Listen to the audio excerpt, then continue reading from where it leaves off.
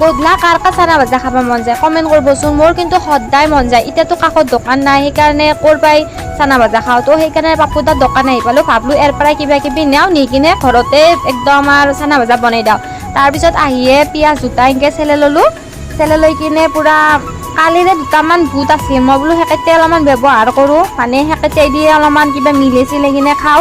তাৰপিছত কুচকুচ ভাজা আনিছিলোঁ এক পেকেট আৰু মিমি ভাজা আনিছিলোঁ এক পেকেট। সেই 2 পেকেটো তাতে ঢালি দিলোঁ বঢ়িয়াকৈ। তাৰপিছত বঢ়িয়াকৈ সৰু সৰুকৈ পিঁয়াজখিনি কাটি ল'লোঁ আৰু এতিয়া পূৰা তেল অলপ নিমখ অলপ দি দিলোঁ।